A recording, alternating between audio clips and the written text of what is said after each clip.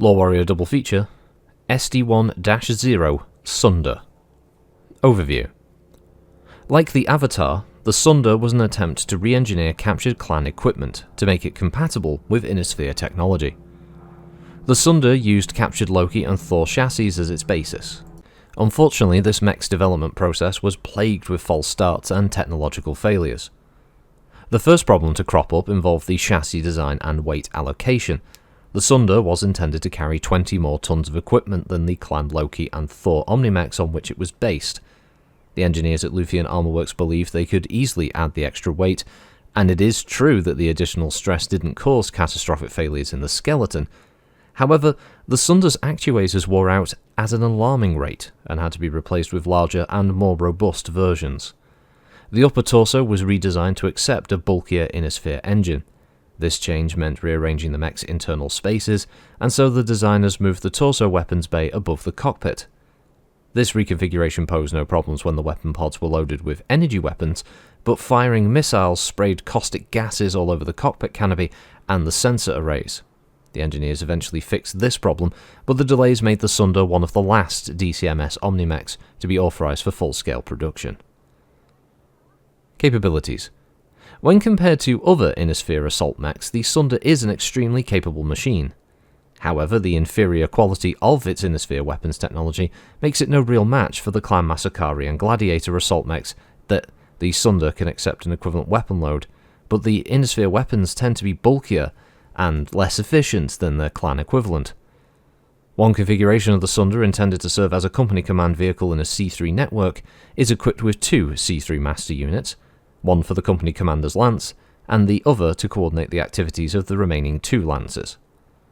The prevalence of C3 systems in other DCMS Omnimechs offers a hope that the Draconis Combine's technological innovation may turn the balance of power back to the Innisphere when the conflict with the clans resumes.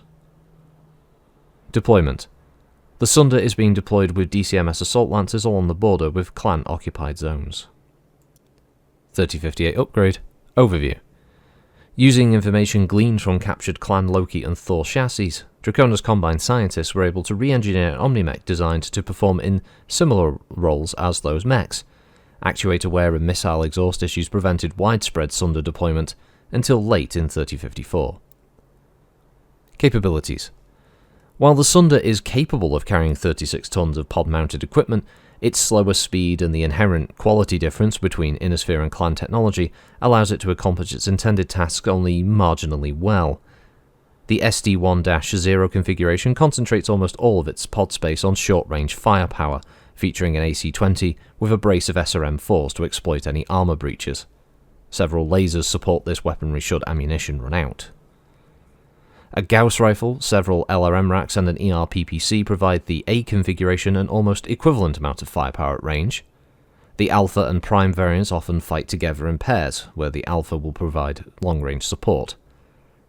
The B configuration is intended to deploy and safeguard the central C3 node of an entire C3 company. The C configuration of the Sunder takes advantage of the new DCMS missile systems to deliver withering firepower at close range and medium range. For maximum efficiency, this weapon load is used in a C3 network that includes faster mechs. First deployed in Curitan and Davian cities, the SD1-0D configuration mounts an LB-20 and is supported by two PPCs for long-range barrages. It proved itself extremely deadly when combined with the torso-mounted jump jets. Deployment. Sunders have been deployed with assault lancers in units stationed along the clan border. They played a key role in Operation Bulldog, when the DCMS authorized the widespread use of clan weaponry on Omnimechs.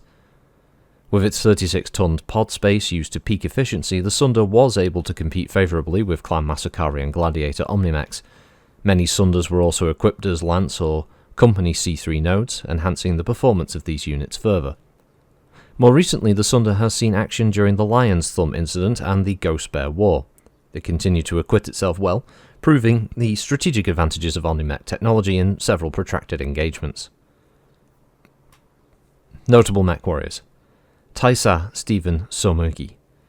As the commander of 4th Pesh regulars during Operation Bulldog, Taisa Somugi acquitted himself well against his Novacat opponents. He went on to earn great renown on Kiamba when he recovered the the retreat of his remainder of his unit by challenging the star captain of a 2nd Bear Regulars Trinary to single combat over the right to use the Gurana Plains of Kamba to pursue his foes.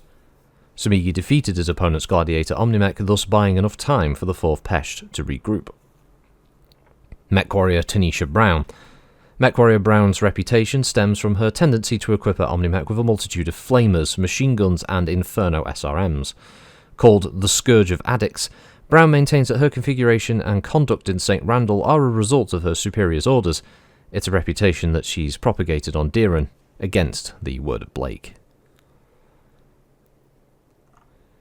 The Sunder, mass of 90 tons, chassis Alshane Class 98 Omni, power plant is a Hermes 360 XL, its cruise speed is 43 kph, its max speed is 65 kph, it has no jump jet, its armour is provided by Mitchell Argon, its armament is 36 tons of pod space, it's manufactured by Luthien Armour Works, Omnimech production facility, and its primary factory is on Luthien, in the Draconis Combine. Communication system is a Cypher Security Plus, and its targeting and tracking is the good old Matabushi Sentinel. It's a slow mech, not surprising for 90 tons, walk 4, run 6. It has 30 heat dissipation from 15 double heat sinks, with an armor factor of 9 on the head, 41 on the CT, 12 on the rear, 28 on the side torsos with 10 on the rear, 30 armor on the arms, and 33 on the legs respectively. Weapon and space allocation has 3 locations in the engine, left and right torso. It's double heatsink in the right arm. Its legs and left arm have no extra equipment. The right arm does have a double heatsink. And so its configuration is primary is 2 large lasers in the right arm, medium laser in the right torso. Has ammo for its AC and SRM in its right torso. The AC-20 is equipped in the left arm, while some tip beeps. The left torso has a medium laser, and there's more ammo in the side torsos. And finally, it has an SRM-4 in the head, and 2 more SRM-4s in the CT. So, potential for big boom, lots of ammo stored across side torsos, and doesn't appear to have case to protect it, despite the fact that I'm pretty sure it is carrying a 360 XL. So that's a risk, but it's a big fucking mech. It's got a lot of armor in there, so yeah, it gets up close, it does as much damage as humanly possible, and tries to kill things before it gets killed. Configuration A is an ERPPC in the right arm, with ammo for its LRMs in its right torso, a medium pulse laser in the right torso, a Gauss rifle in the left arm, with 16 shots of ammo in the left torso, a medium pulse laser also exists in the left torso, with an LRM-5 in the head, and 2 more LRM-5s in the CT. So, yeah, long-range fire support with a little bit of close-range protection. The B configuration is a pair of medium pulse lasers in the right arm, with the C3 computer in the right torso, a medium laser in the right torso, 12 shots worth of LRM ammo in the right torso, has an LRM-20 in the left arm, with its ammo also being in the left arm. It also has a C3 computer, again, in the left torso, for the other lance mate. Sorry, to control the other 2 lancers. A medium laser left torso, another brace of ammo in the left torso, and finally an LRM-10 in the CT. Finally, I keep doing this. C configuration is an MRM-30 in the right arm, an MRM-40 in the left arm, and split between them is 16 shots for the MRM-30 and 18 shots for the MRM-40.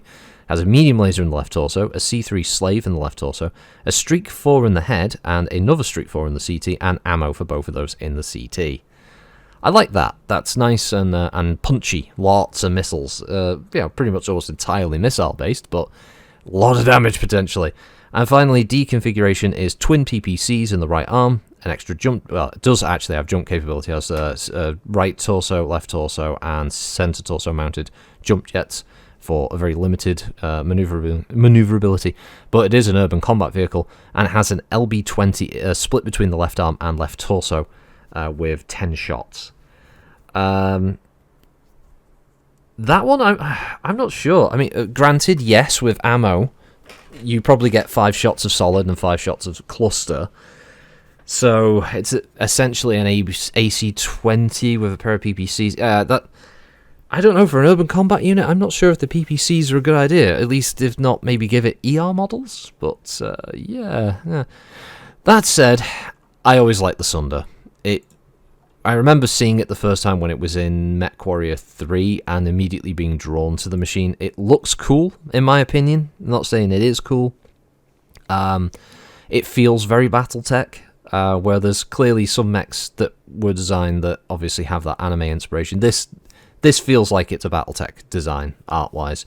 I've always liked the sort of chunky look of this thing, the asymmetrical arms design. I like the fact that there was a little bit of thought put into the actuators there around the legs, with the way it would walk. I just overall just like the design. It's not pretty. It doesn't have the kind of instant recognizability of things like Warhammer and Marauder and stuff, but it's also, for me, it's up there with things like Awesomes, Atlas, those kind of homegrown designs of BattleTech. I feel it fits. I don't know. There's something about it I've always liked about the Sunder, and it would be a mech I'd be very happy to see in a game like Living Legends, or even MechWarrior Online if they ever did bother to in this fit Omnis. I don't think they ever will, but I'd love to see the Sunder brought into a modern age kind of thing. So yeah, I do like the machine. I think it's pretty cool. So maybe one day we'll see it again in another MechWarrior game. But if you've never been able to run around in it, MechWarrior 3 and MechWarrior 4 do have the Sunder, and it's a lot of fun. I also like the name as well. It's a pretty good name for an assault mech. So I'll leave you with that. Have a good one. Sorry for any outside noise that's going on. I'm trying my best not to get any of that caught on the microphone, so if you do hear it, apologies. But yeah, have a good week. I'll catch you next time, and have a good one. Bye.